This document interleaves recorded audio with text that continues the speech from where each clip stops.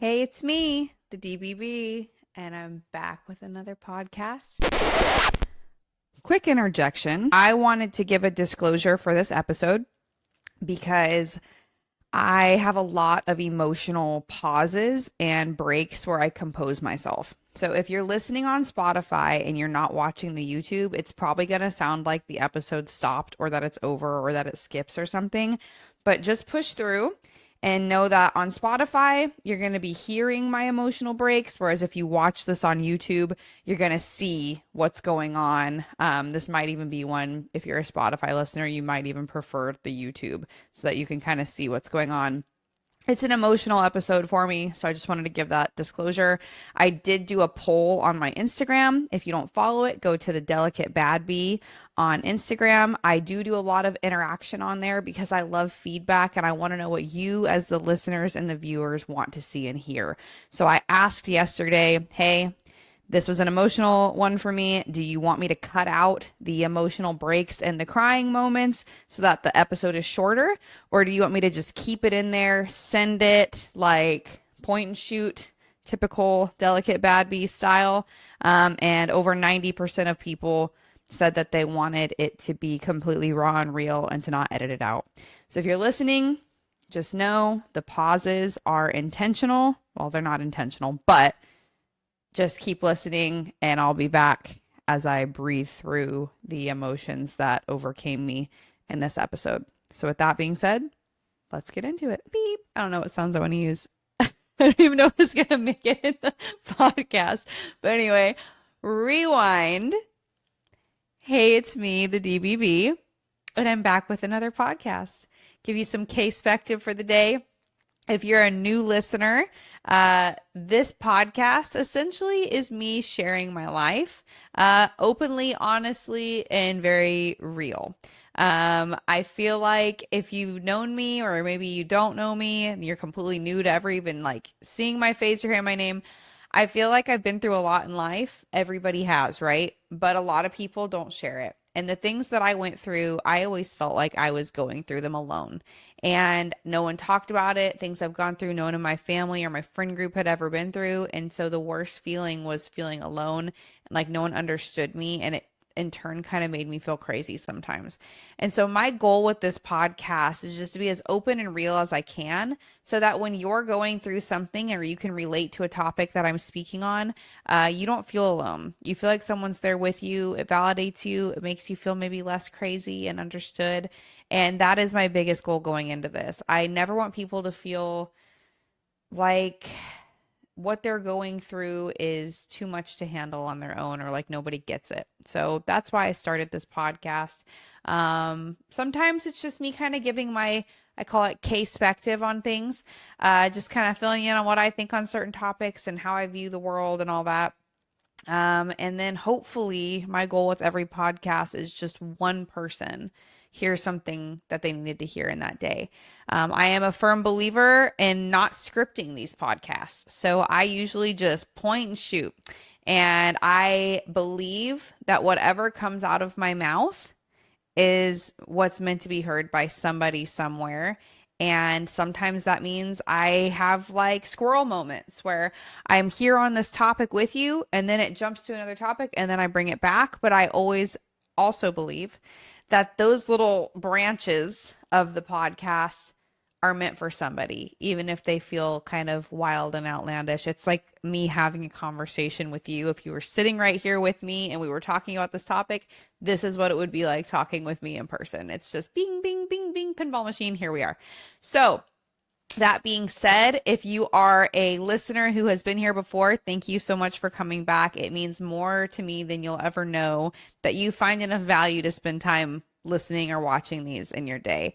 I'm really glad that it's making a difference for you. I had so many people reach out last week, and I'm gonna start sharing like reviews, I guess, or how people feel on my stories because I do want you guys to know how much I appreciate you. I won't share your name or anything, but I want you to know how much I appreciate you. And I also want other people following along to see that there is value to be heard in these podcasts by other people And it's not just me sitting here talking to the camera. But again, even if just one person hears what they need to hear, I'm happy I did it and it's all worthwhile. I see this being something one day that it's its entire brand. Like I see the Delicate Bad Bitch being a brand one day, and it might be a year, it might be 10 years, it might be 25, but I know that life is long, and I know that I was put on this earth to go through things and given this great storytelling ability to where I'm meant to help people. My whole life, I've always felt like I'm meant to help people. And I hope that this is something that helps whoever's listening. So thank you so much for being here. Now, today's episode is going to be about the double life of divorce. And again, it's completely unscripted. I have a feeling this one might be longer than my usual episodes, so you might have to listen to it in doses, or maybe it ends up being short. I don't know because I didn't plan it out. I'm just gonna point and shoot. So this is for somebody who maybe has gone through a divorce. Maybe it's somebody who's thinking about going through a divorce. Maybe it's somebody who just likes to listen to scenarios that have absolutely nothing to do with them and get perspective, and you'll think about it later in life. I mean, this really can be for anybody who wants to hear on this topic, but I'm going to be talking about what it's been like for me almost 4 years now being separated after a 10-year marriage to my high school sweetheart. What it's like, really, truly being divorced. I will always respect my ex-husband and his family and not talk in any way that my children, I always think about if my children stumbled on this, would it affect their views on me or their dad or anybody else? And so I really try to share in that light that this is on the internet, and I will always respect my children's father and his family. And so when I share things, it's going to be just my perspective and how it's gone for me on my side. I'm not going to give the nitty gritty of details that I don't need to share with the world, but I will give my perspective, my feelings, and my views on the double life of divorce. So with that being said, let's get into it. So for those of you who don't know anything about me, and just to catch those up who already do, I from a very young age knew that I wanted to marry somebody young. I knew I wanted to get married young. My parents, my grandparents, their parents, everyone in my life has gotten married young and had kids young. And I think when you see that and you see these success stories, like my parents are still very much in love after 35 years together. They got married at 17 years old and had my older brother, and then had me before they were 20, like, and then 3 other siblings after that. Like my parents are still together through all the ups and the downs. They are the most beautiful painting of a love story that is not always shiny and not always sparkly, but they're willing to work through the hard things. And I have always idolized that about them. And I think when you see that, it's what you want because it's what you know, right? I wanted that love story. I wanted to marry my high school sweetheart. I wanted to get married young. I wanted to have babies. I wanted to have the happily ever after. I wanted to sleep with one man and one man only for my whole life. I wanted the holding hands on the front porch, drinking sweet tea and watching the sunset while our grandkids play. Like that's what I wanted. And that's what I always truly saw for myself. And I had it. And it's funny because the way it came about was, I really didn't date in high school. I liked boys. I had crushes, like I maybe went on like 1 or 2 dates with guys, but they were really my friends, and like story of my life, still like that. But in 7th grade, you're 12 years old and you see a cute boy and you melt and whatever. And we dated. He was my real like 2-week boyfriend. We didn't hold hands, we didn't hug, we didn't kiss. It was nothing. It was just saying he was my boyfriend. Typical 12-year-olds, right?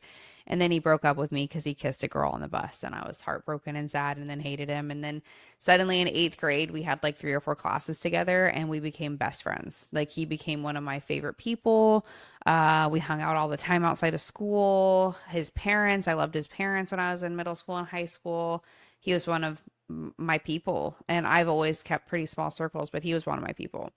And then suddenly I graduated early And when he was still a senior in high school, things changed and he made a move. And I was like, oh my gosh, this is what I always wanted. Like, to fall in love with my best friend. And so we dated. It was fast and furious since we had known each other for so long. It just felt normal, right? But ended up sleeping together pretty early into the relationship, and I had a purity ring and everything and promised that I wasn't gonna have sex until marriage. Like I was that. And then, with him it just felt right.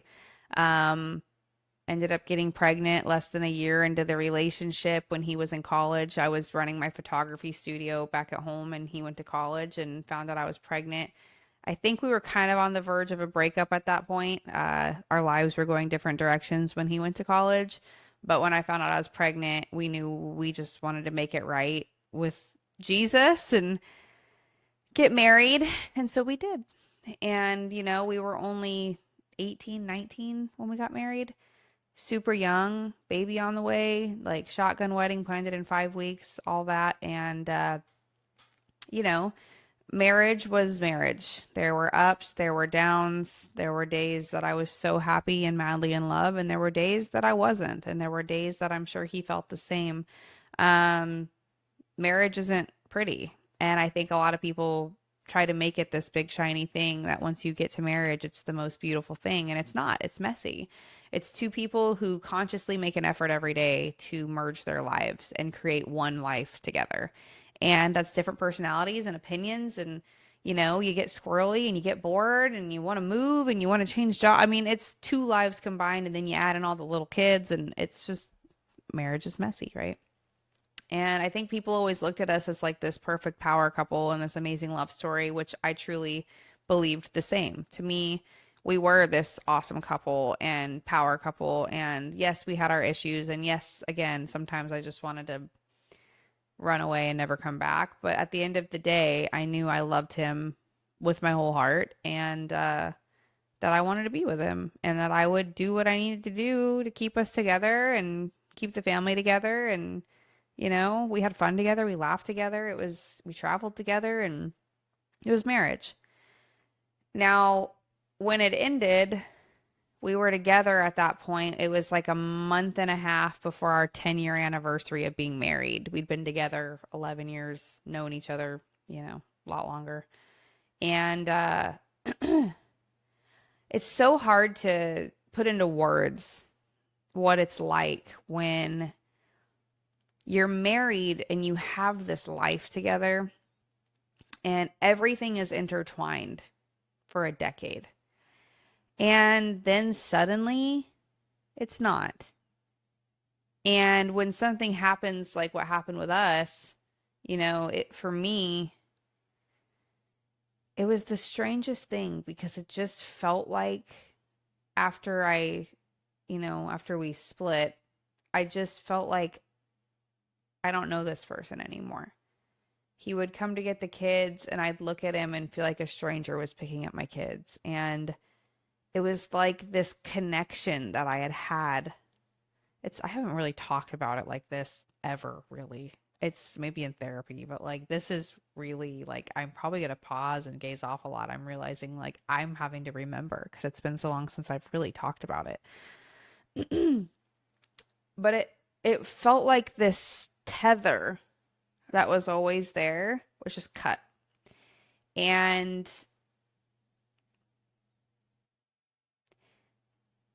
it was like, how do I word this? When we started splitting time with the kids, it just was so unnatural. Like, makes me sad. But it was like my identity and who I was since I was 18 years old was wife and mom and business owner. And who was I if I wasn't any of those things 50% of my life? Who was I? Like, it was, I swear to you, this is not an exaggeration. He'd come pick up the kids and they would walk out the door and my house would be quiet. I wouldn't know what to do. I would just go lay on my couch, and the Swifties are going to love me and other people are going to laugh at me. All Too Well 10-minute version had just been released. And I would play that song on loop for hours. And I would just lay on the couch. I didn't watch TV. In fact, when I got divorced, I stopped watching TV. It was like that was something I did with him. And suddenly it felt like I couldn't do that anymore. I don't get into TV series as very often. Like just in the last maybe 6 to 8 months, I've been able to start watching TV by myself again. But TV was like cut out of my life. It's just so strange. Like all these things that were ours just didn't exist anymore. And it's like the series as we were watching before bed, I couldn't finish. And if I put TV on, I would just disassociate while I was watching it and I wouldn't remember what happened and have to start it over. So I just stopped watching it. I just lay there and I think, what do I do? Who am I? Like, how are the kids? Like, what do you do when you have free time? You know, it was just like this split. I don't have anyone to take care of. And it was like, I didn't even know myself. I don't know KK. Who is she? Like, I don't even know. It's so hard to put into words. And, you know, that was really uncomfortable. That season of my life was very uncomfortable. And that's when I started like looking at dating apps. And, you know, that's when I met the one boyfriend that I have had since I got divorced. I met him like 3 months after we got separated and dated him for like 8 months. But, you know, that's where I kind of started learning that even dating, like when you're fresh out of a marriage with 4 kids, you start learning really quick. You have no idea who you are. Like, he would ask me questions like, what do you like to do for fun?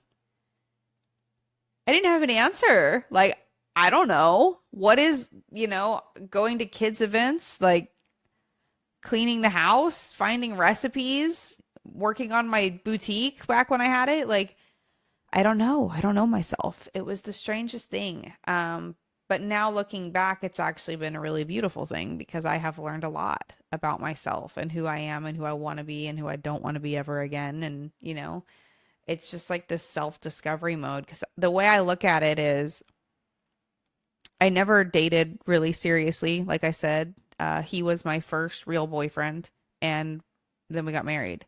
And so it's like when I came out of that marriage, I didn't have any like real world experience. I didn't go to college. I didn't have the party times. I didn't date people. I didn't even know what dating looked like. What does it mean? If you go on one date with someone, does that mean that they're your boyfriend? Like all of these things, which a dating topic will be another day. Like I'm not going to go into dating right now, but just as an example of like really not knowing who I was, dating really made me realize that. Like I have no clue who I am because my whole life I've been told who I am. I've been told by my parents how to act and who to be. I've been told by church how to act and who to be. I've been told by my husband how to act and who to be. And, you know, then you split up and you got none of it. And I wasn't doing my businesses anymore. A lot of things happened that made me fall away from the church. And so it just was really like I was left alone 50% of the time, which leads into the double life topic. 50% of the time I was left alone with somebody that I didn't even know. Like that's, ugh, give me chills.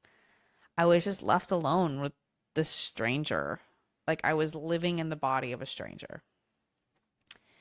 And it was a lot. And I didn't really realize it at the time. Like it wasn't something like while you're sitting there and people are asking you those questions, you're like, huh, I don't know myself. I'm a stranger. It's just kind of like, I don't know. Anything you like to do is what I like to do because that's how I've been my whole life.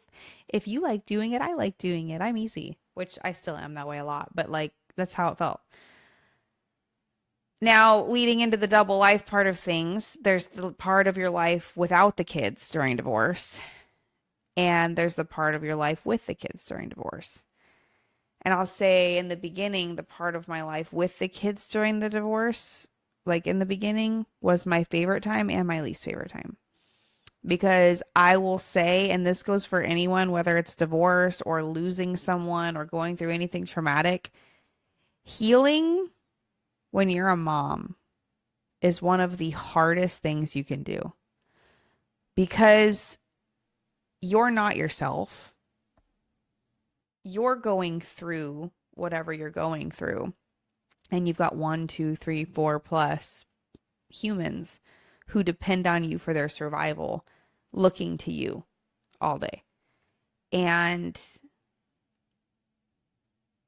sometimes you just can't give them what they need. Like, or you have to shut off what you need to give them what they need. And it's difficult, which maybe another podcast will be parenting through traumatic life happenings. But yeah, it's like when I had them, I felt whole again because they're my world. They're all I've known since I was 18 is being their mom. And then they're gone half the time and I have no hobbies and really no friends. Divorce makes you lose relationships too, which will maybe be another podcast, but it's like you're just alone. And then when they're back, it's like my home is here. My heart is here. I'm whole again. But at the same time, it's like things are happening and big decisions for divorce and all these things that you have to deal with while there's four kids crying and needing you and wanting snacks and jumping off of things and running into the street. And like, it's just a lot, right? And so something for me that I've learned that's been really hard, honestly, is when I have them, who I am, and when I don't have them, who I am. And I've noticed, especially recently, it's really become apparent for me. I have learned, so like if you go through like any kind of like attachment style therapy, right? They'll talk about disassociating and how it's a self-protection, like survival instinct, right? When things feel too big or too heavy and you don't know what to do, a lot of people do what's called disassociating, which can look like zoning out or amnesia, almost like you said something or something happened, but you don't remember any of it because you blacked out, essentially. Like you were there physically, but mentally you were gone. And I would say disassociating is something that I did a lot during the divorce. And I learned throughout that process, not having my kids was so heavy for me and so difficult for me that I started just like almost disassociating that I had kids. Like I call it my single time. During my single time, it's like I don't have kids. Of course, I'm their mom 100% of the time. I talk to them every day. If they need anything, I got them. If they have sports, I'm there. But like when I work, because that was the other thing, I had to go to work for the first time in my adult life as a mom. I had to put the kids in daycare. I had to do all these things I said I would never do because I didn't have a choice. And it was all so much at once that I just had to block it out. And I hate it. I hate that I had to do that. It hurts my heart. But like I had to block out that I had kids.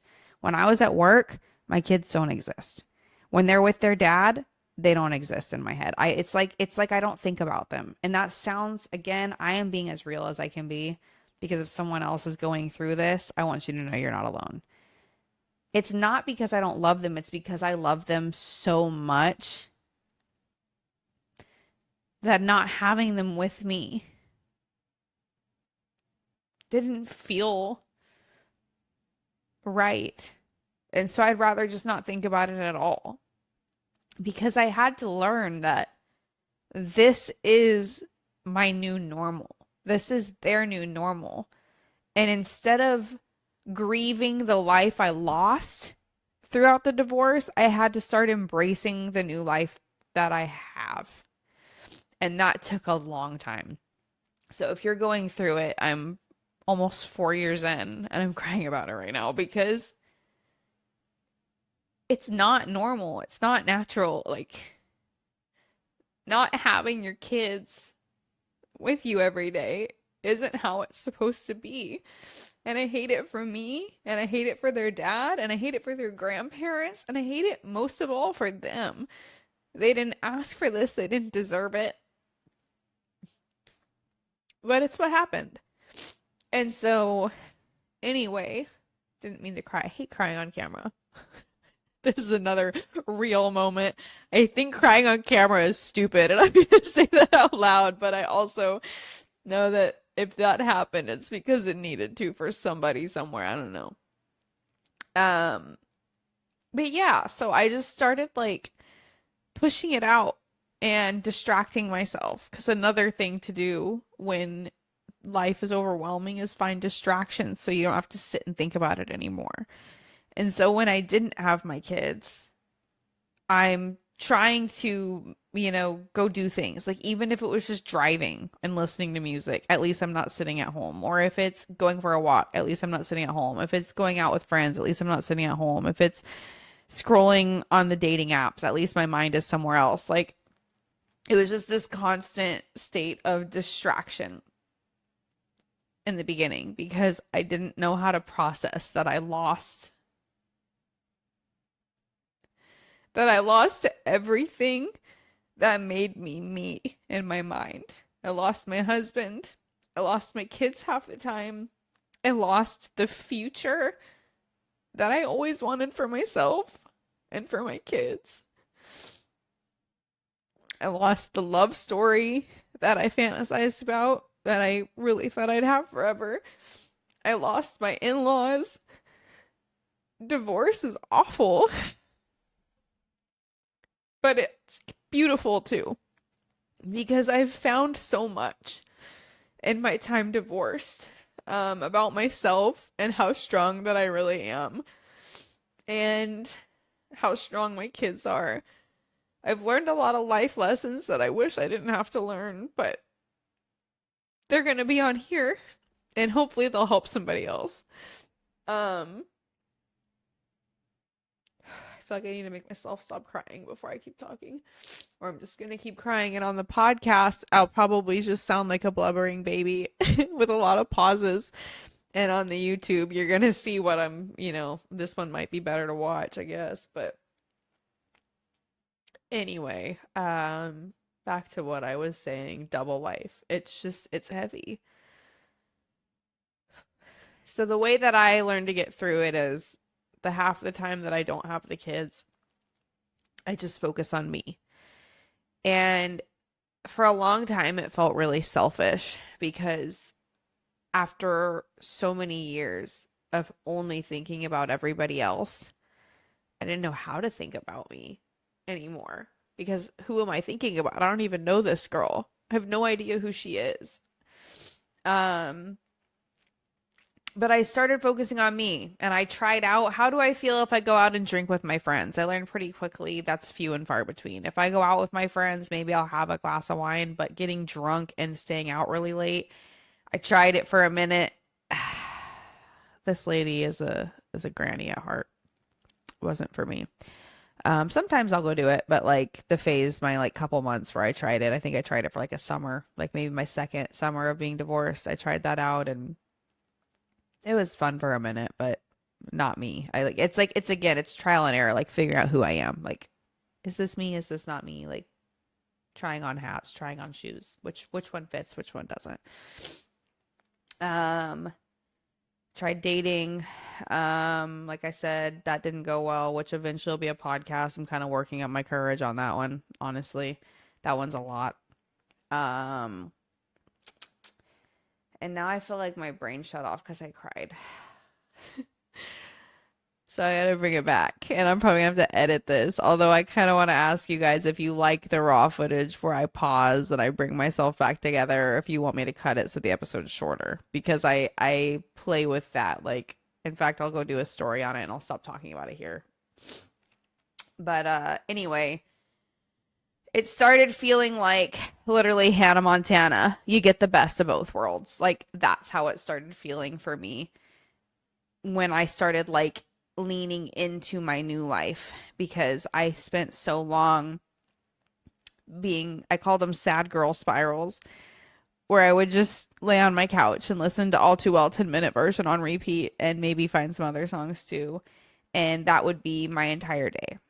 And, I had to pick myself up out of that.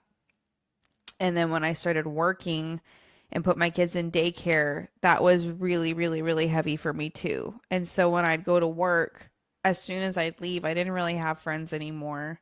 None of my family is like close enough and they all have kids and husbands. And, it's like, again, when you get divorced, everything changes. Like you don't lose everybody, but it kind of almost feels like you do because when you're not in the same phase of life anymore, you don't fit with the people that you used to fit with, if that makes sense.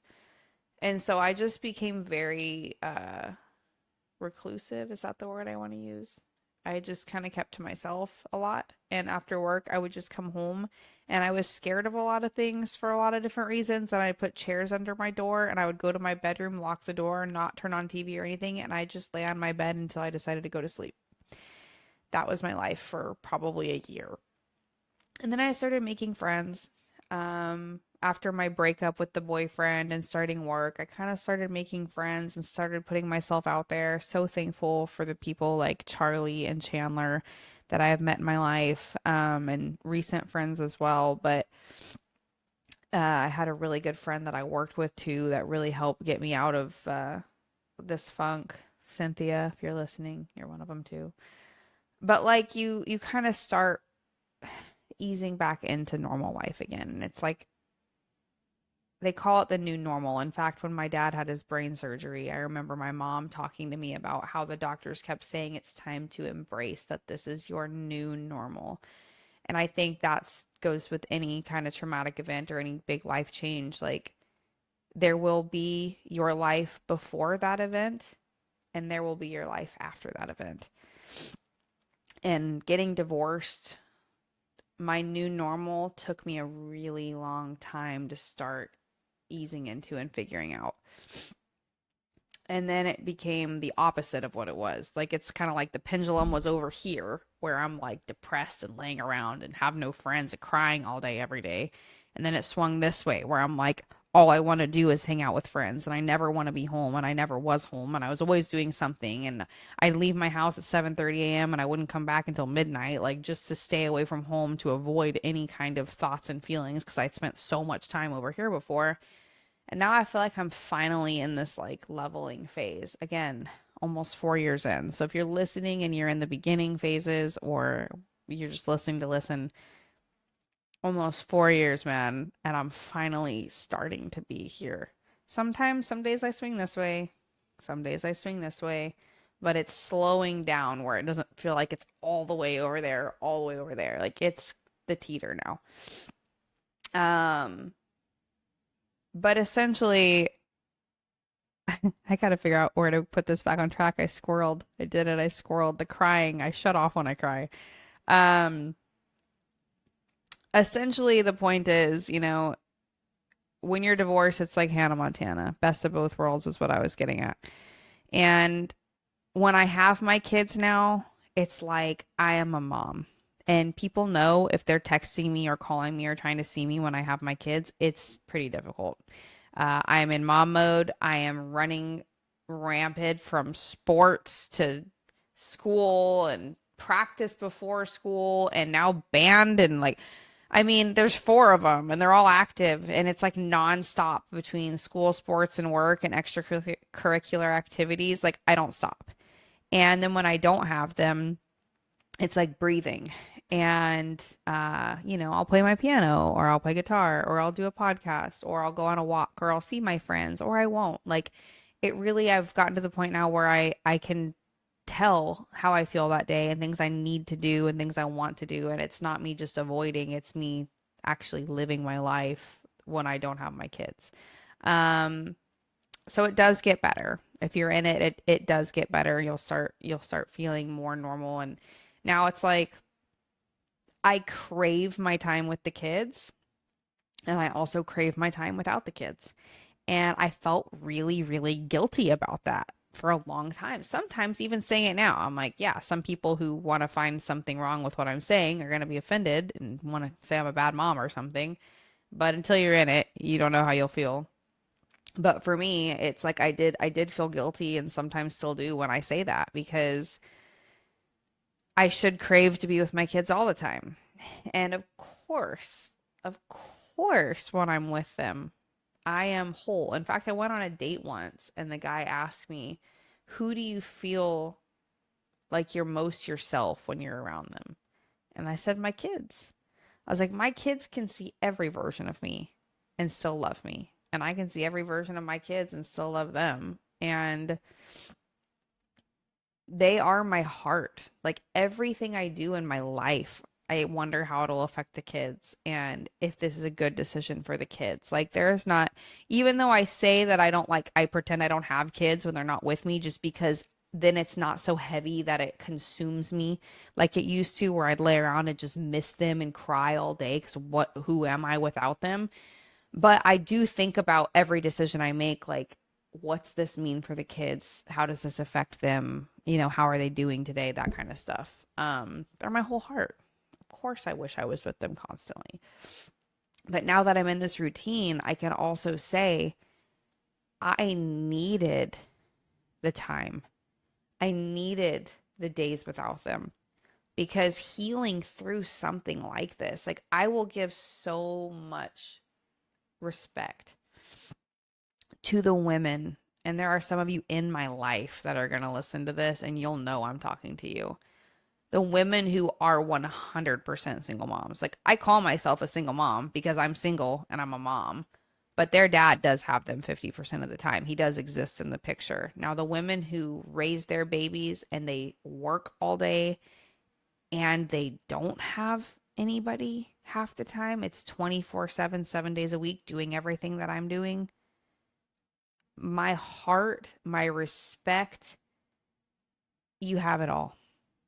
I don't know how you do it because I have definitely grown into this space of realizing through all of it, however heavy it was and how it felt so horrible without them. The silver lining in divorce for me is I did find myself more. I became stronger.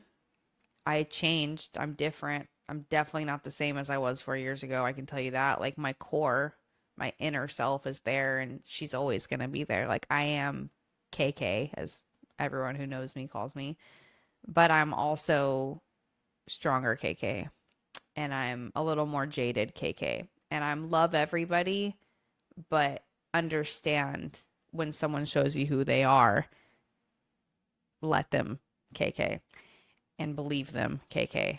And I am still kind of doormat KK, but also I only have so much capacity for you to step all over me KK. Like, it's changing and I know it and I feel it, and I'm speak my mind KK, not bottle it all up, right? And it's these things about me that I feel if I stayed married and in that relationship, I wouldn't have found these things about myself. I wouldn't have grown to the woman that I'm becoming.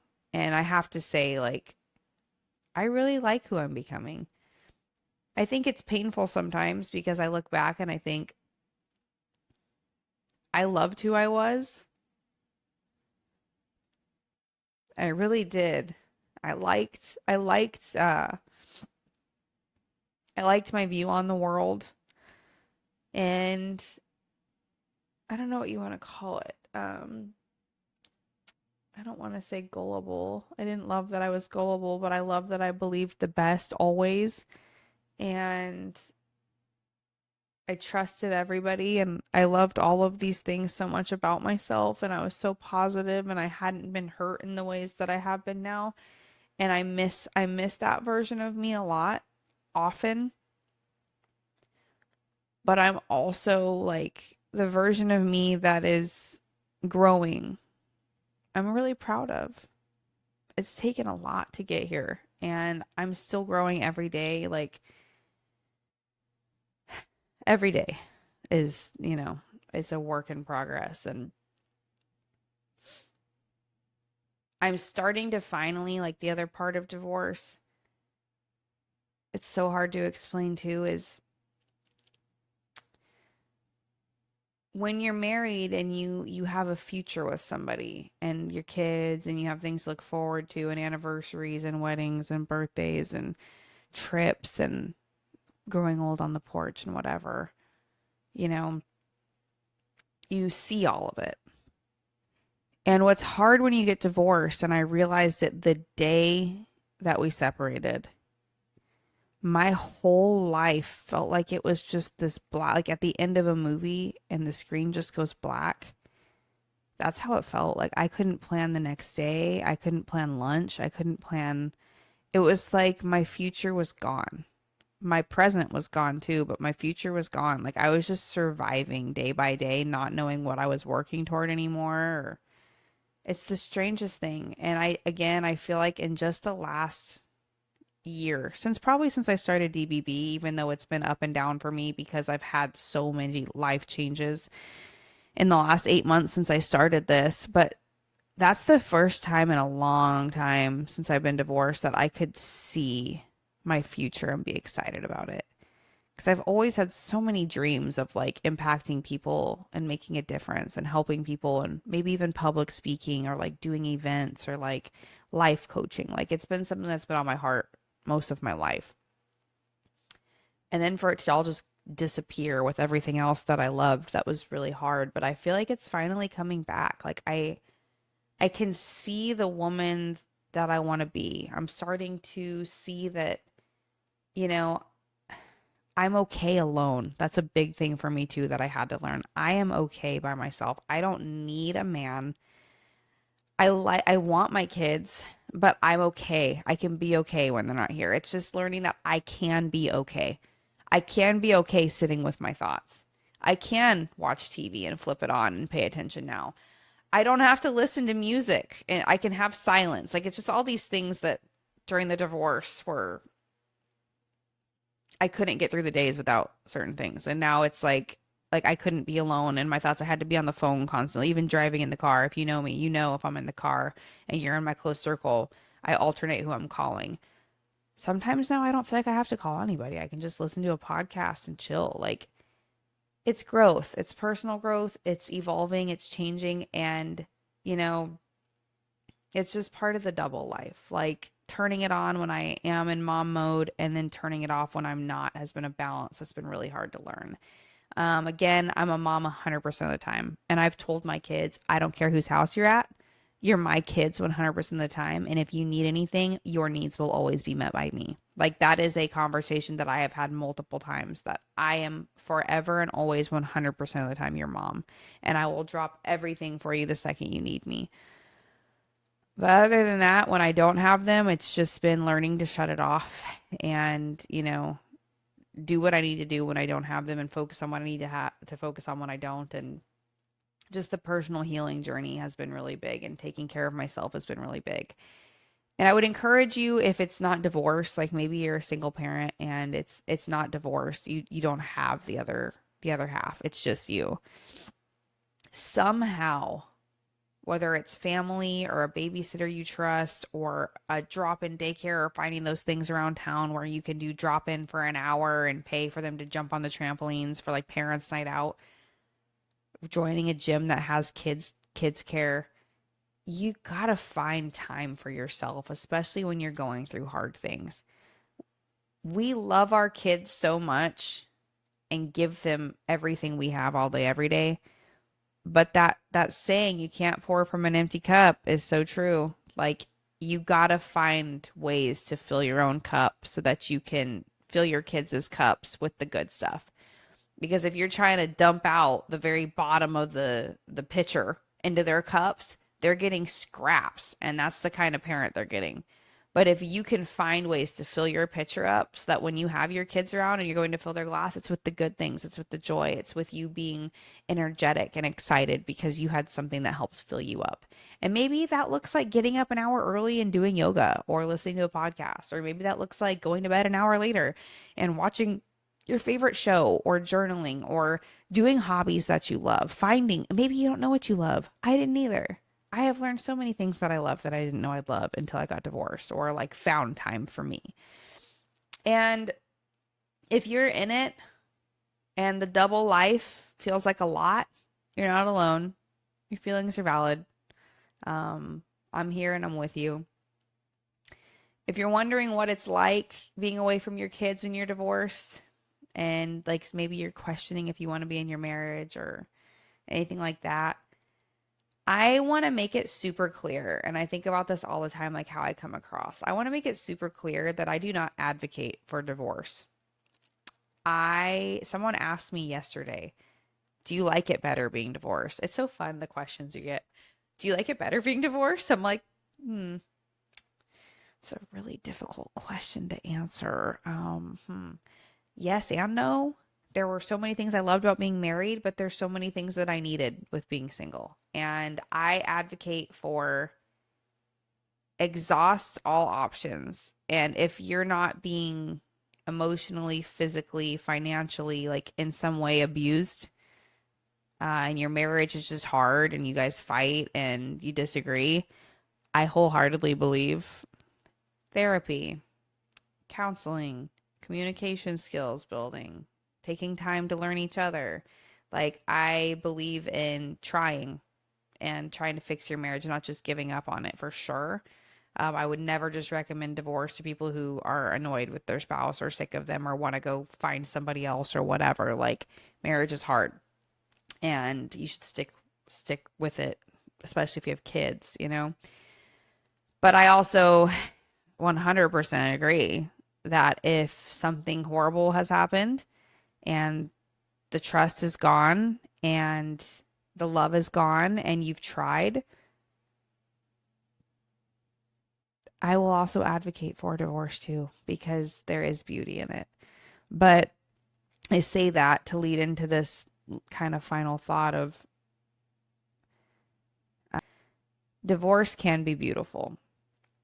And if you're debating it, again, I'm just Kay. I don't have any say in your marriage or your personal life. And this whole podcast is not me telling you what to do. It's me giving my perspective and feelings. So if you listen to this and suddenly people are getting divorced or not getting divorced and staying in marriages, I'm not taking any responsibility of that. I'm just telling you my thoughts and feelings. But if you're going through it, just know that there is beauty on the other end. And it's really hard.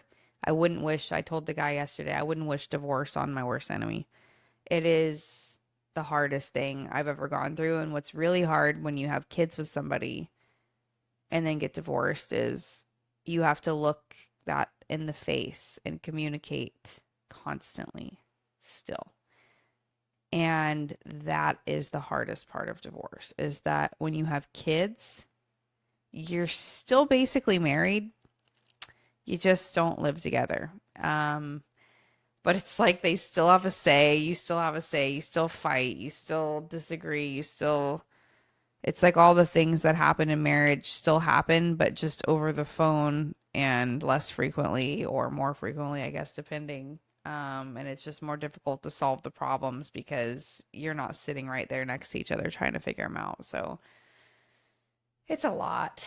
And again, this is one of those podcasts that I feel like if you stuck around this long, you got to literally watch me have like, if I was in a therapy session in this, I would have been told to pause, bring myself back together, and then start back up, which I was trying to do. But this was very, actually, like, I think I've disassociated a couple times.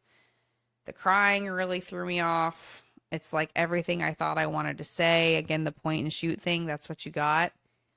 I don't even know if I have a cool closing. Like, it's like, I just feel like this topic is so intimate. Like, it's a painful one. It hurts. Like, I don't think I'll ever fully be healed from getting divorced. I don't think it's ever going to be something that I just wake up one day and I'm over it. Like, I carry this every day and I don't talk about it a lot anymore because it's been 4 years and I haven't talked about it like this because I'm not talking to anyone who has questions or is prompting or interrupting or like ADHD conversationing. Like, this is me just pouring out what's inside of me right now for whoever is on the other end. And if it's you, I love the messages, like talking to yourself in front of a camera for, gosh, how long has this one been going? Like 30 minutes or something. Talking to yourself like this is kind of weird. And then just hoping somebody's listening and getting something out of it, you know? So I love the messages. I love the updates. I love when you guys have feedback, even if it's bad feedback. If you want to share it, I will take everything. You can't hurt my feelings. That's another thing that came from divorce. You can't hurt my feelings. That'll be another podcast. But I do love hearing from you.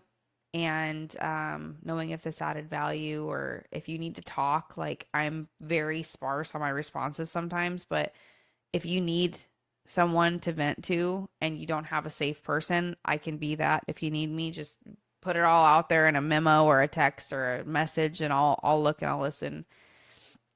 And the other thing is, if you have someone in your life that you think would benefit from this perspective, this case perspective, share it.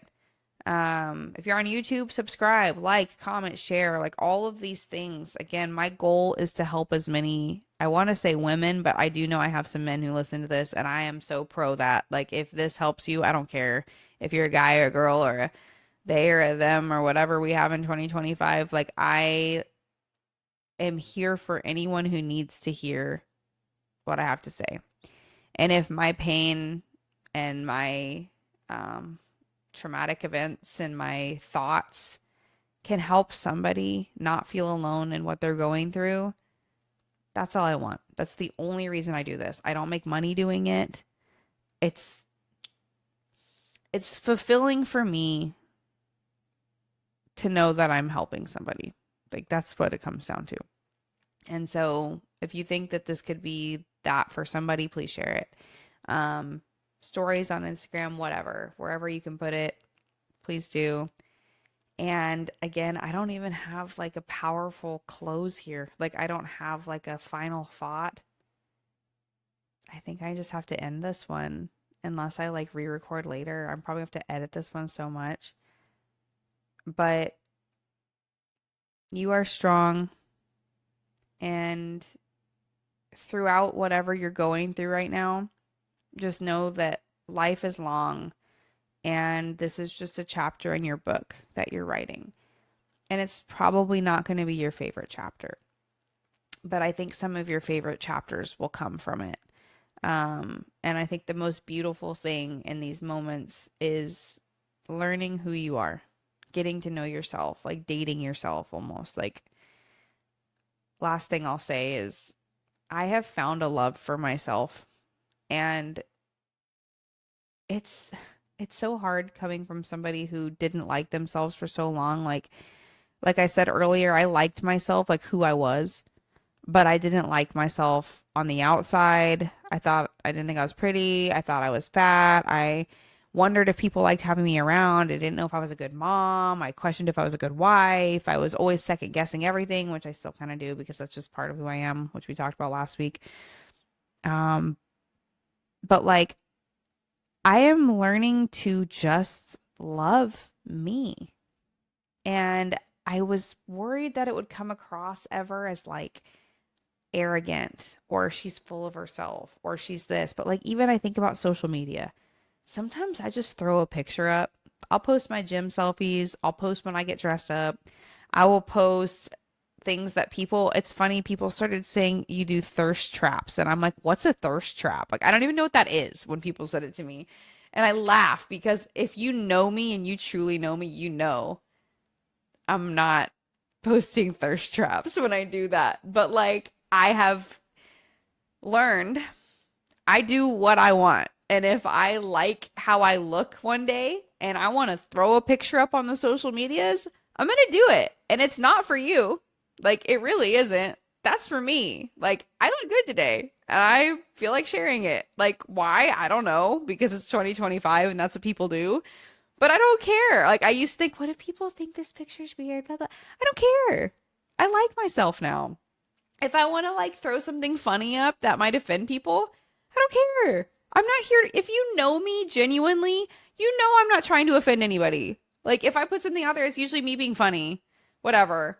If I want to go out with absolutely no makeup on and a giant t-shirt with like shorts underneath it and looking like I'm 12, I'll do it because I want to and I like to. Like, I'm finally learning to live my life for me, how I want to. I'm talking how I want to, not how someone else thinks I should. I'm thinking how I want to, not how someone else thinks I should. I'm spending my time with my kids the way I want to, not how someone else thinks I should. Well, unless it's them. I care how they think. I'm kind of on a tangent right now. Maybe this is my power close that I didn't know I had in me. I have found this love for me and who I am and who I was and who I'm becoming, who I will be. Like, that is my most beautiful thing about divorce. That's it. That is the most beautiful thing, is learning who I am. And it's awesome. Confidence was never my thing. And the confidence is growing every day. I can feel it. And yeah. Anyway, I'm going to shut up now. So, as always, thanks for listening. And I can't wait to see where this one goes. Have a great rest of your day.